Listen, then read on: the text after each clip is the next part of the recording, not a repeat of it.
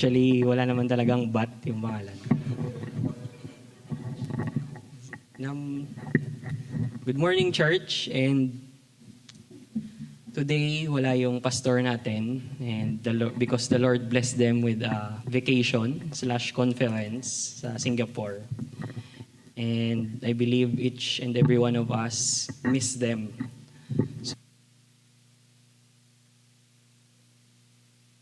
Pause muna tayo sa study natin sa Luke.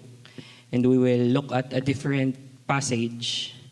May I request everybody to please stand and open your Bibles sa Matthew chapter 6, verse 19 to 24. Matthew chapter 6, verse 19 to 24. Do not lay up for yourselves treasures on earth, where moth and rust destroy, and where thieves break in and steal. But lay up for yourselves treasures in heaven, where neither moth nor rust destroys, and where thieves do not break in and steal. For where your treasure is, there your heart will be also. The eye is the lamp of the body, so if your eye is healthy, your whole body will be full of light. But if your eye is bad, your whole body will be full of darkness. If then the light in you is darkness, how great is the darkness? No one can serve two masters, for either he will hate the one and love the other, or he will be devoted to the one and despise the other. You cannot serve God and money. Let's pray. O Lord, the High King of heaven, we pray, O Lord, that you would fix our visions to you, that we would not heed riches nor man's empty praise. And through your word today, Lord, may you be our teacher and be our motivator and enabler, O Lord, to obey it. Again, be with us, Lord. In Christ's name we pray. Amen. May you now take your seats. So, ang text natin na binasa was taken from the Sermon on the Mount, Christ's Sermon on the Mount. It started sa Matthew chapter 5 and it ended sa Matthew chapter 7. So, ganun kahaba yung sermon ni Christ. It includes commands that we, His disciples, should do. So, ito daw yung mga dapat gawin natin. These commands are not for us to earn salvation. Dito, para maka-earn tayo ng salvation. Doing these commands should be the result of our salvation. Mga result lang dapat. Sabi sa Ephesians 2:8-9, which is very familiar to us, for it is by grace you have been saved through faith, and this is not from yourselves, it is the gift of God, not by works, so that no one can boast. So meaning, hindi talaga tayo makaka-earn ng salvation or makakapunta ng langit through works. We can only go to heaven by grace through faith in the Lord Jesus Christ. Therefore, yung mga commands na makikita natin sa Sermon on the Mount are not means or ways for us to earn salvation, but are commands to be obeyed to display our salvation. So this is to display our salvation. And kung babasahin natin yung buong Sermon on the Mount, maraming commands yung makikita natin. It includes commands about anger, about lust, about divorce, and many more. And isa sa mga makikita natin, which is yung binasa natin kanina, is the command how to handle our material possessions. So, ang Christianity pala, it also includes how to handle your material possessions. Being a disciple of Christ, it includes how to handle your material possessions, your money or any possessions. The command na nabasa natin kanina is to not lay up for ourselves treasures on earth, but to lay up treasures in heaven. In short, the Bible commands us where we should invest. Kaya yung title ng sermon natin ngayon is, Where Should You Invest? Where should you invest? And today, we will examine that command, yung command na yan ni Christ, and the consequences if we will obey or not obey that command. We'll look at the command and the consequences. So first, the command. Christ commands us not to lay up treasures on earth, but in heaven. It is only one command, pero meron siyang two sides, yung positive, tsaka yung negative. And yung nauna dito is yung negative, do not. Verse 19, do not lay up for yourselves treasures on earth, where moth and rust destroy, and where thieves break in and steal. So the negative command is do not lay up for yourselves treasures on earth. So what does laying up of treasures on earth mean? Or what does it look like? To lay up treasures for yourself on earth is illustrated by Christ Himself sa parable niya sa Luke chapter 12, verse 16 to 21. So, basahin natin yung Luke, chapter 12, verse 16 to 21. It says, and he told them a parable, saying, the land of a rich man produced plentifully. And he thought to himself, what shall I do? For I have nowhere to store my crops. And he said, I will do this. I will tear down my barns and build larger ones. And there I will store all my grain and my goods. And I will say to my soul, soul, you have ample goods laid up for many years. Relax, eat, drink, and be merry. But God said to him, fool, this night your soul is required of you, and the things you have prepared, whose will they be? So is the one who lays up treasures for himself and is not rich toward God. So is the one who lays up treasure for himself. So, the phrase, so is the one who lays up treasure for himself, tells us that the rich man laid treasures for himself on earth. And from that parable, we can see kung ano ba talaga yung ibig sabihin ng laying up treasures for yourselves on earth. And looking at the rich man, it refers to an excessive and at the same time an exclusive saving of material possessions. It is an excessive and exclusive kind of saving ng material possessions. First, it is an excessive kind of saving.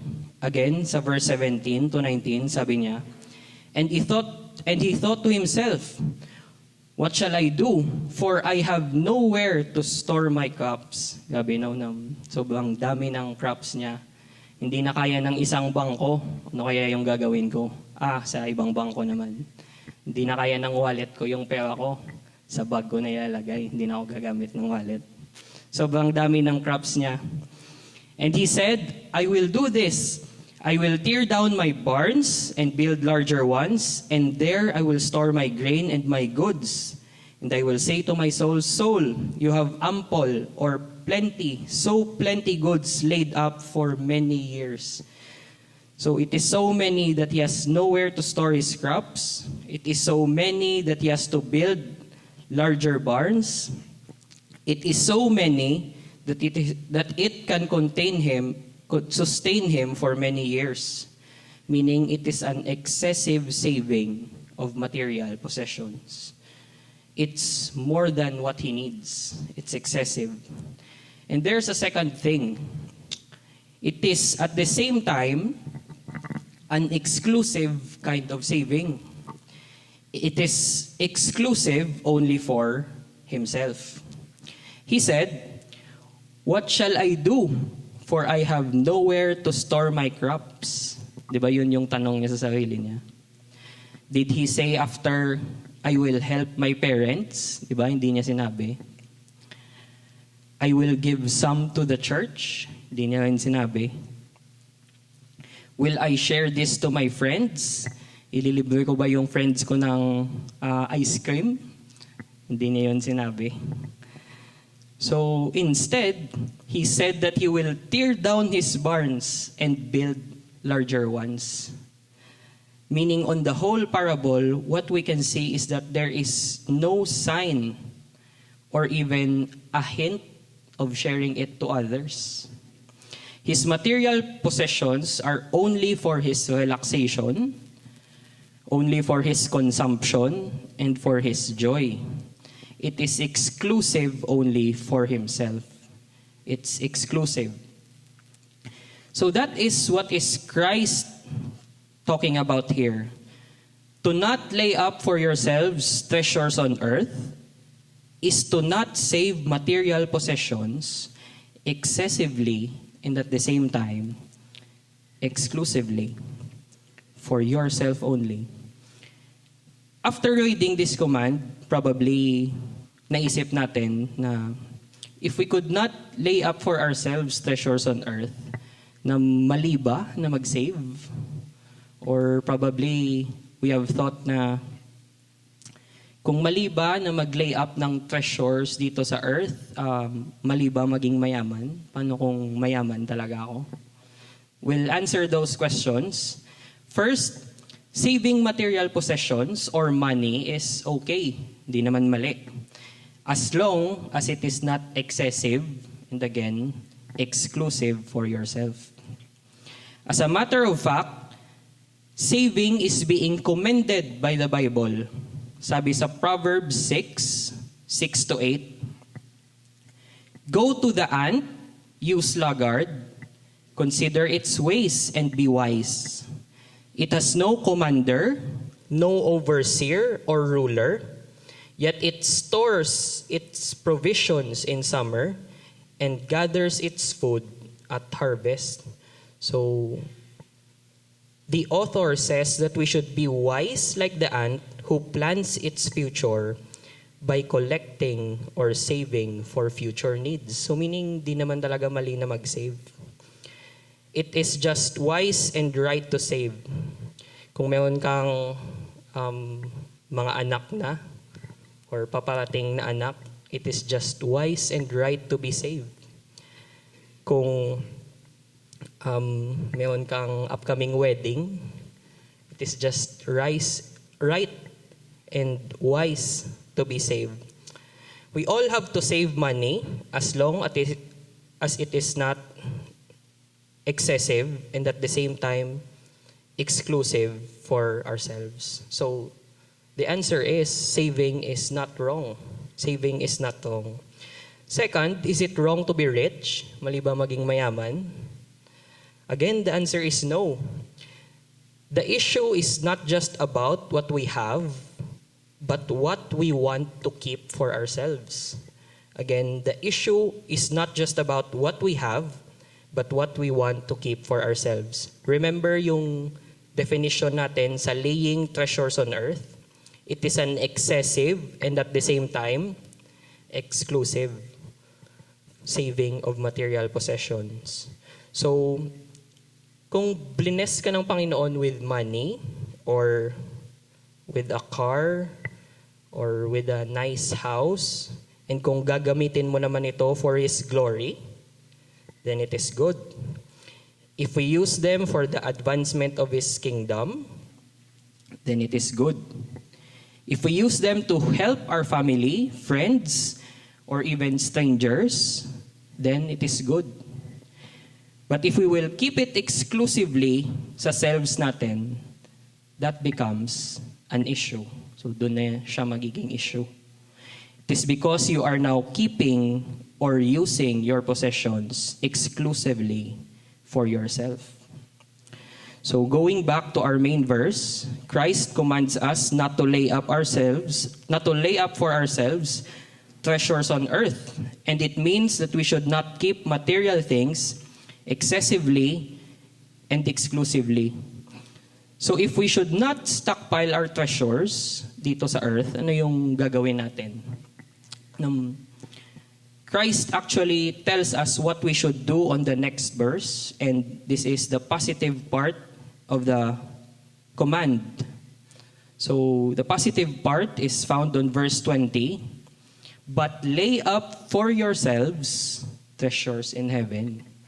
So instead of collecting material possessions excessively and exclusively for yourself, lay it up in heaven or save it up in heaven. Christ is basically saying that instead of keeping your treasures here on earth, keep it in heaven. This implies na possible pala to transfer our material possessions from earth to heaven. Pwede pala natin itong ma-convert or mapa-money exchange. But how? Makikita natin yung answer sa Mark chapter 10 verse 21, and si Christ din yung nagsabi nito. Mark chapter 10 verse 21, sabi doon, and Jesus, looking at him, loved him and said to him, you lack one thing. Go sell all that you have and give to the poor, and you will have treasure in heaven. And come, follow me. So, give to the poor, and you will have treasure in heaven. The principle is that we give and share our possessions, especially to help those who are in need. We will have treasures in heaven through this. This is how you convert your material treasures to treasures in heaven, by giving and sharing it to those who are in need. Share it or give it, especially to those who are in need, whether they are your family, friends, or even strangers. And given that the greatest need of man is Jesus, we should share or give our treasures for the advancement of the gospel, because that is man's greatest need. It can be giving in missions, in a church that obeys the Great Commission, or even simply giving coffee sa tao na share natin ng gospel. Spending your money for coffee sa share mo ng gospel. So these are just practical examples how you can convert treasures on earth as treasures in heaven. Again, si Christ, He commands us to not lay treasures for ourselves on earth, but in heaven. That is to not save excessively and exclusively for ourselves. Instead, we ought to share more and give more to bless other people. And note na ang command na to is a command talaga. This is not a choice na parang pinapapili ka ni Christ. As our master, He really commands us. Christ is not just encouraging us to invest correctly, but He is commanding us to invest correctly. And it is in heaven. Since He wants us to really obey this command, He gave us motivations or reasons why we should lay up treasures in heaven. Sa susunod na mga verse, makikita natin yung mga consequences or effects of obeying or disobeying His command. So now we'll go to the consequences. So first is, where you invest will affect your deposits. It will affect your deposits or savings or stored treasures. Again, sabi sa verse 19, do not lay up for yourselves treasures on earth, where moth and rust destroy, and where thieves break in and steal. But lay up for yourselves treasures in heaven, where neither moth nor rust destroys, and where thieves do not break in and steal. So sa earth, there are moth, rusts that destroy, and there are thieves that break in and steal. While in heaven, where neither moth nor rust destroys, and where thieves do not break in and steal. So that is how the place where we invest will affect our deposit. It can be destroyed or not. We usually want to keep our money or possessions in safe places, di ba? I actually know a person na pag nagwi-withdraw siya sa ATM, exact amount lang. Hindi siya nagpapasobra, hindi siya nagpapakulang. So, ang nangyayari, pag may mga additional na babayarin, kulang yung cash niya. So, nanghihingi siya sa mga friends niya, or kailangan niya pang pumunta sa ATM ulit para mag-withdraw. So, na-hassle siya. And because of that, natanong ko siya one time. Sabi ko, bakit exact amount lang yung wini-withdraw mo? Sana mag-withdraw ka na ng marami. Sabi niya, I don't withdraw a lot. In English ko lang. I don't withdraw a lot because I tend to spend more when I have more cash. So, ang na-learn ko lang is kung nasa ATM yung cash niya, safe yung cash niya. Pero kung nasa kamay daw yung cash niya, hindi na safe yung cash niya. So, just like that person, we can really relate to him. Gusto lang natin na maging safe yung pera natin, hindi to mawala or hindi magastos sa walang kwentang bagay. We don't want to lose our treasures or deposits. And in our verse, Christ tells us about two treasuries. In one, your deposits can be and will be lost. On the other one, your deposits are safe and secured. That's how the place of your investment affects your deposit. Its safety and permanency depends where you put it. Ang first na treasury is earth, and dinidescribe ni Christ ang earth as a place where there are moths, there are rusts, and there are thieves. And sa time ni Christ, there are actually three material possessions that people store as their treasure. They are clothing, crops, and precious metals such as gold.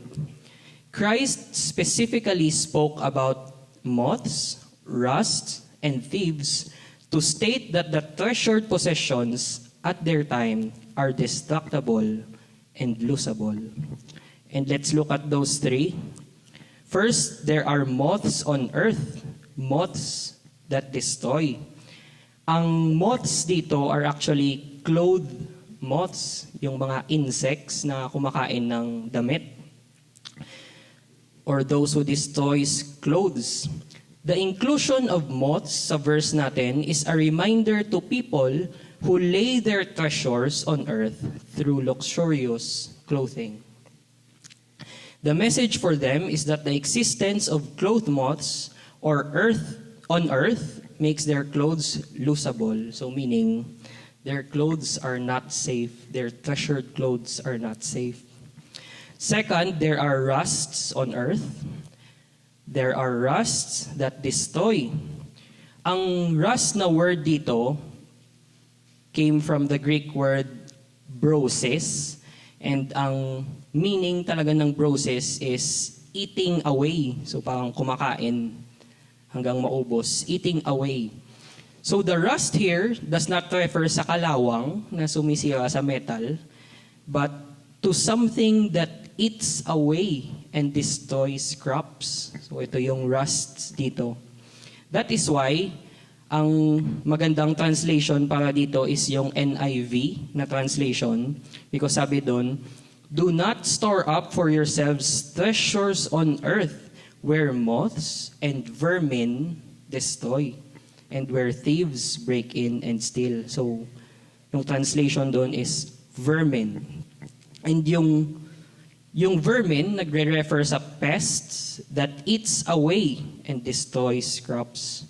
So the inclusion of rust or vermin is actually a reminder for people who lays their treasures through crops.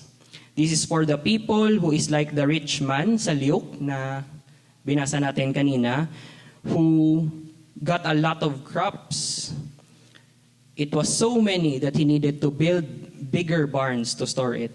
The message for him and for the others na nagsustore ng crops nila as treasures is that the existence of rust or vermin on earth makes their crops losable. So they too are not safe. Lastly, sabi ni Christ, mayroon ding mga thieves sa earth. There are thieves who break in and steal. And thieves usually steal what? Precious metals, jewelries, such as gold and silver. So the inclusion of thieves is a reminder to people who lay their treasures on earth through precious metals or other items. These precious metals, along with the clothes and crops, are not safe. So again, the three things in the time of Christ na sinostore ng mga tao as treasures are clothes, crops, and precious metals. And Christ tells them through this verse that they are not safe investments because they are losable. And let's say, hindi nanakaw yung treasure nila, hindi na kain ng vermin, hindi na kain ng cloth moths, they will still lose them. They will still lose them. Dahil sabi sa Job chapter 1, verse 21, naked I came from my mother's womb, and naked shall I return. So naked shall I return. We did not bring anything here, so we can't bring anything from here. We can't bring our material possessions to our next life, so they are not just losable, but you will really lose them in the end. So hindi lang siya losable, you will really lose them in the end. They are just temporary. On the other hand, if those people will use their money for the glory of God, they will earn themselves treasures in heaven. Losing money for God's glory, like using it to advance His kingdom, is an act of investing in heaven. That's the second treasury here. Heaven. And it is far more better than the first one. Because why? There are no moths, no rusts, nor thieves. Your investments are safe and permanent there. And today, ano yung mga bagay na tinuturing natin as treasure? Probably money pa rin, houses, cars. Wala pa namang cars sa time nila eh. Stocks, collections ba? So they are our treasures, but the same message still stands. They too are not safe. They too are losable. And you will lose them all in the end. We can summarize what we learn here with this. The more we keep, the more we lose. But the more we give, the more we gain. The more we keep, the more we lose. But the more we give, the more we gain. The world understands it the other way around. Sabi ng world, the more we keep, the more we gain. But the more we give, the more we lose. But Christ is telling us today that the truth is, the more we keep, the more you will lose. But the more you give, the more you will gain. I call it Christian economics. The more you keep, the more you lose, but the more you give, the more you'll gain. So brothers and sisters in the Lord, Jesus is like a concerned and wise financial advisor who is telling us to stop investing in the wrong place, but start investing in the right place. Don't store it on earth, store it in heaven. Because where you decide to store it will affect your deposits. Where you will store Your treasures will determine if you will have nothing or something everlasting. You will have nothing or something everlasting. So, let's go to the second consequence. Where you invest will affect your desire or your heart or your passion. Verse 21, for where your treasure is, there your heart will be also. Where you invest does not just affect your deposit, but also your desire. The word for can also be translated as because. So verse 21 can also be read as, because where your treasure is, there your heart will be also. So ang flow of thought is that Christ is telling us to lay our treasures in heaven. Because kung ililay natin yung treasures natin sa heaven, our heart will be there. Pero kung ililay natin yung treasures natin sa earth, our heart will be left here. So that is the flow of thought. There is a cause and effect. The cause is the place where you will lay your treasure, and the effect is that your heart goes wherever you store it. So meaning, the place where we invest don't just reveal where our heart is. It also determines where our heart goes. It also determines where our heart goes. Sabi ni Randy Alcorn sa famous niyang book, Money, Possessions, and Eternity, sabi niya, I've heard people say, I want more of a heart for missions. I always respond, Jesus tells you exactly how to get it. Put your money in missions, and your heart will follow. Do you wish you had a greater heart for the poor and lost? Then give your money to help the poor and reach the lost. Do you want your heart to be in your church? Put your money there. Your heart will always be where your money is and not where your money isn't. If most of your money is in mutual funds, retirement, your house, or your hobby, that's where your heart is going to be. Ito yung sabi ni Randy Alcorn sa book niya. Your heart will always be where your money is and not where your money is not.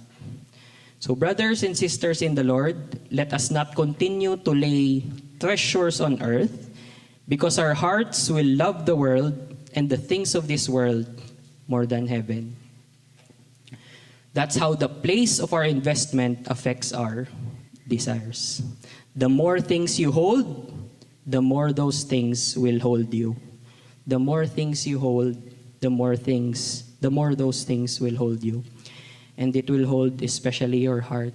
It will hold especially your heart. For where your treasure is, there your heart will be also. So now let's go to the third consequence or effect. Where you invest will affect your doings, or your works, or your behavior. Sabi sa verse 22, the eye is the lamp of the body. So if your eye is healthy, your whole body will be full of light. But if your eye is bad, your whole body will be full of darkness. If then the light in you is darkness, how great is the darkness? Choosing the right place to invest is important because it affects your deposit, your desires, and next, it also affects your doings or your works, your behavior. Sa verses na to, Christ is giving us an analogy using the eye, yung mata natin, and its effect in our bodies. Literally, when we can't see clearly, we can't move or do things properly, di ba? On the other hand, if we can see clearly, we can move and do things properly. So the eye is like a lamp in our body in a sense that we can move properly if it is good. 2 years ago, I actually started to be nearsighted. Parang nagka-problema yung mata ko.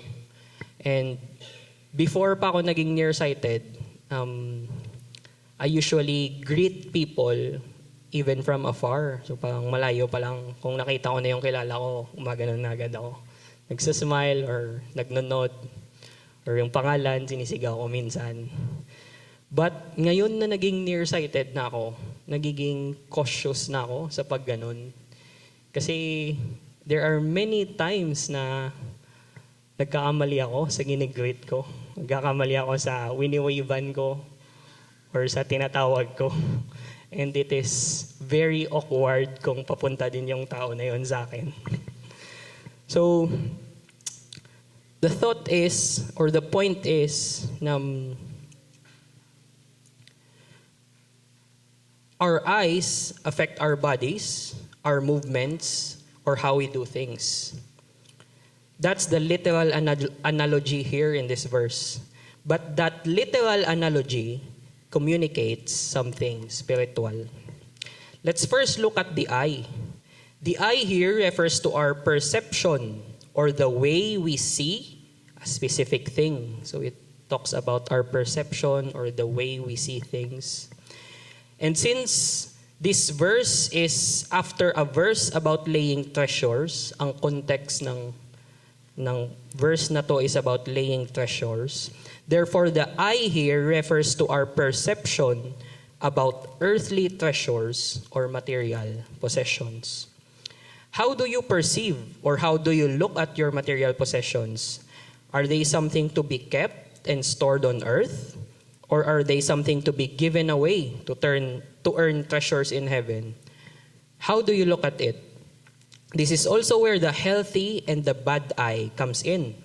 The healthy eye represents the perception of seeing material possessions as something to be given away for God's glory.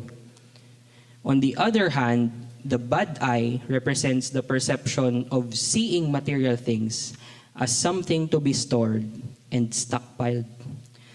The healthy eye is the right perception, while the bad eye is the wrong perception. And then, we can see that our eyes or perception have an effect to our lives. Christ describes the healthy eye to be like a well-lighted lamp whose effect is to lighten up your body. On the other hand, the bad eye is an unlighted lamp whose effect will keep your body in darkness. So depending on your eye, there will either be light or no light at all. That is the effect, light or no light. And in the Bible, light refers to good works. Earlier, sa same na sermon, sabi ni Christ sa Matthew chapter 5 verse 16, in the same way, let your light shine before others so that they may see your good works and give glory to your Father who is in heaven. Let your light shine before others so that they may see your good works. When you light a candle or when you light a lamp, ano yung makikita ng ibang tao? Di ba dapat yung light ng lamp or yung light ng candle?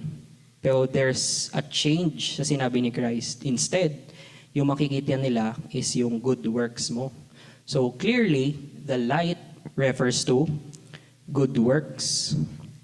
So, going back to our verse, the body full of light refers to a life full of good works. On the other hand, a body full of darkness or a body full of darkness is just the opposite. It is a life with the absence of good works.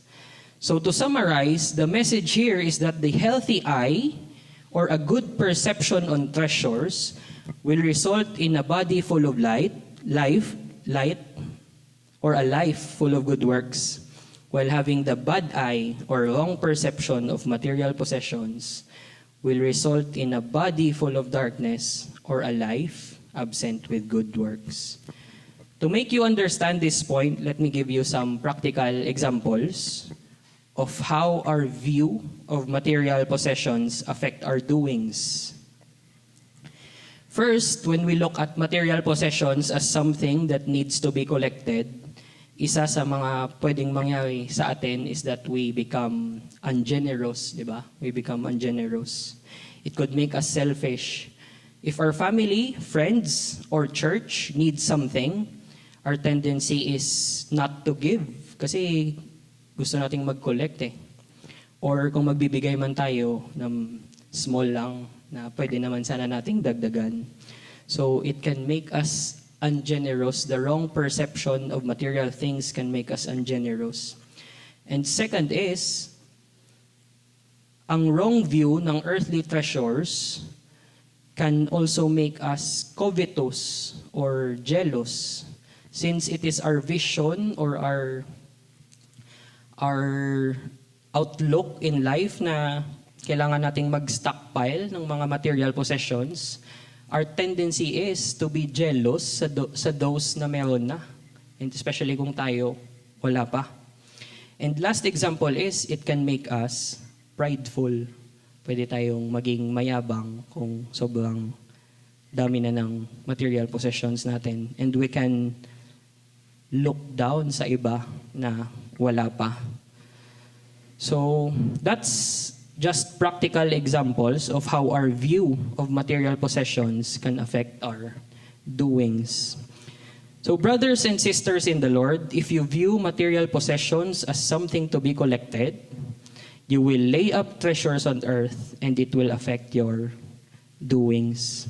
For as the bad eye darkens our body in a sense that our bodies can't move properly, so does wrong perceptions affect our lives by not enabling us to do good works. And Jesus concludes his parable with this. If then the light in you is darkness, how great is the darkness? Parang tricky siyang basahin, no? If the light in you is darkness, yung light naging darkness. And as what we have discussed, the light refers to the display of good works, and darkness refers to the absence of good works. So the message is that it is possible that we thought we are doing good, but actually, we are not. Pwede mangyari na we are doing good. We thought that we are doing good, but actually, we are not. We thought that we are shining the light, but actually, we are not. That's the message. And bakit sinabi ni Kristo? The reason is that there is a wrong understanding of truth at their time. There's actually a wrong understanding of truth at their time. So mangyayari lang naman yun na you thought you are shining the light, but actually, you are shining darkness if you have a wrong understanding of truth. The teachers at their time were the Pharisees, and alam niyo ba kung ano yung belief ng mga Pharisees? Para sa kanila, to be rich was to be holy. Yung lupit, no? To be rich was to be holy. So, ang mga tao, yun na rin yung iniisip. Kung rich ako, holy ako. Meaning, grabe yung good works ko and binibless ako ng Panginoon. So, that's their view that time. This is the reason why Christ said, if then the light in you is darkness, because that is actually what is happening at their time. So the people along with the Pharisees think they are shining the light when they have excessive treasures. They think they are doing good when they have lots of material possessions. So this is actually a warning that you should be careful what you believe. Christ then ended it with an exclamation. Sabi niya, how great is that darkness? It's as if He is saying, you thought you are shining the light, but actually it is so dark. You thought you are shining the light, but actually it is so dark. Kala mo na yan yung good works na in-expect ko, na marami ka dapat pera. Actually, hindi yan. You are shining darkness instead of light. So, now let's go to our last consequence, the last effect. Where you invest will affect your devotion. This is the last. No one can serve two masters, for either he will hate the one and love the other, or he will be devoted to the one and despise the other. You cannot serve God and money. Choosing the right place to invest is important, because it affects your deposit, your desires, your doings, and lastly, your devotion, especially sa Panginoon.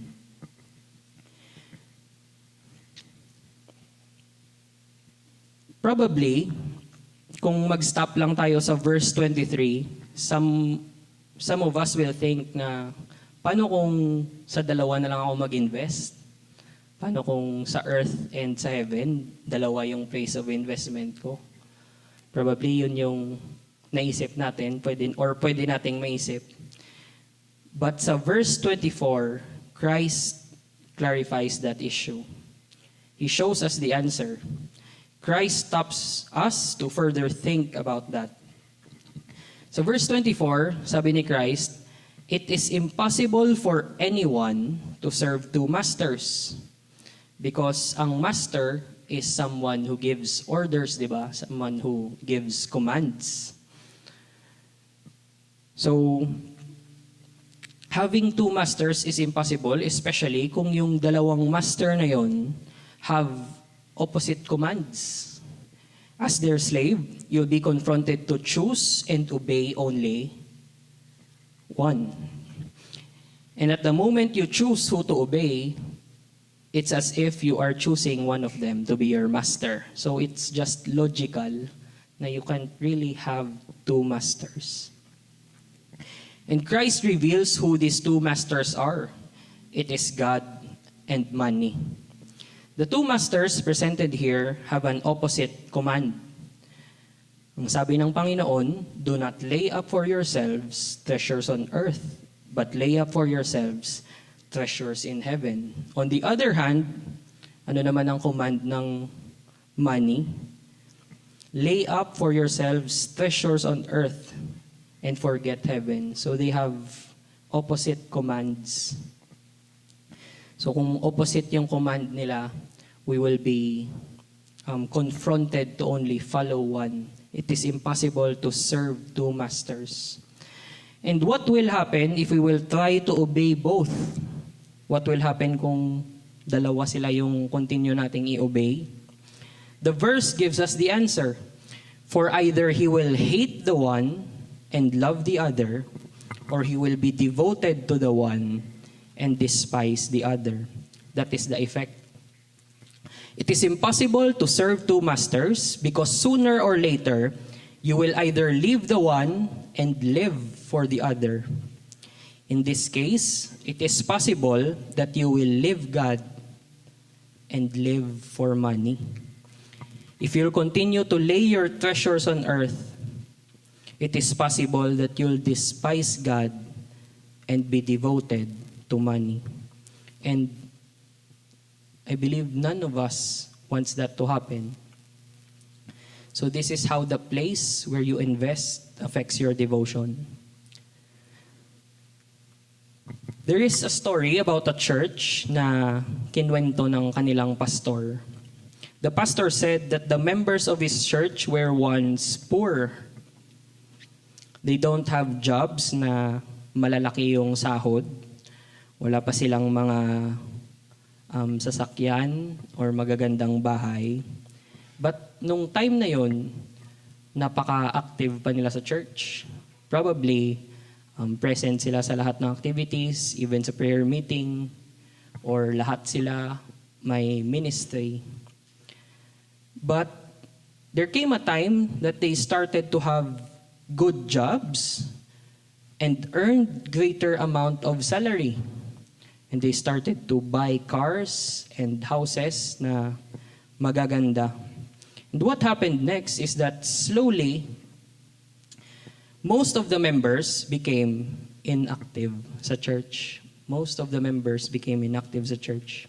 They became busy with their job.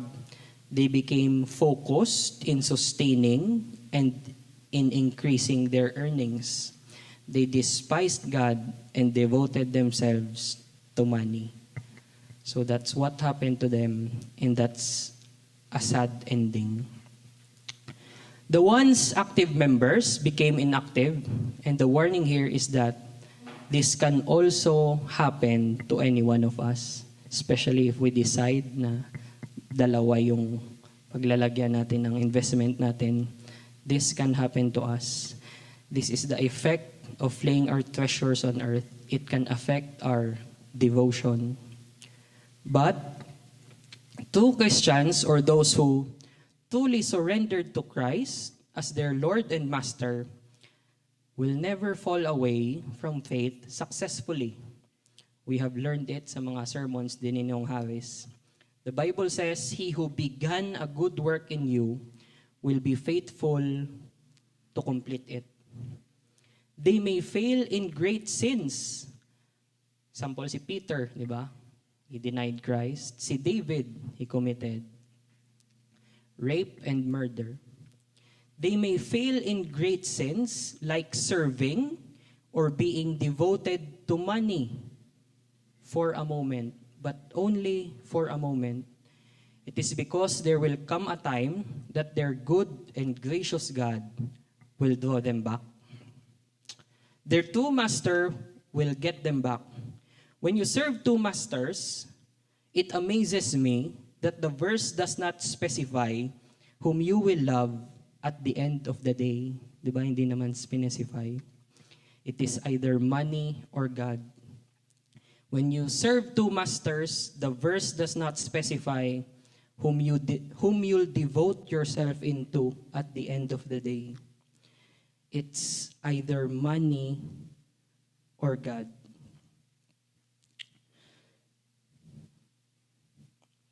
The verse does not specify. Hindi sinabi ni Christ na no one can serve two masters, for he will hate God and love money, or he will be devoted to money and despise God. You cannot serve God and money. Christ did not say that. The key word is either. So either of the two will happen. It's either of the two of them. So, it is just right siguro na mapaisip din tayo. So, what will happen at the end of the day if I will serve two masters? And I realize that the answer depends on who your true master is. The answer depends on who your true master is. If you are a true Christian whose true master is God, though you fall in the sin of prioritizing God or prioritizing money than God, you'll still end up repenting. You'll still end up saying, Lord, this love of money is nonsense. Lord, this devotion to money is a waste of time. I acknowledge that money can't give joy nor satisfaction which you alone can give. I'm sorry, Lord, you are my true master.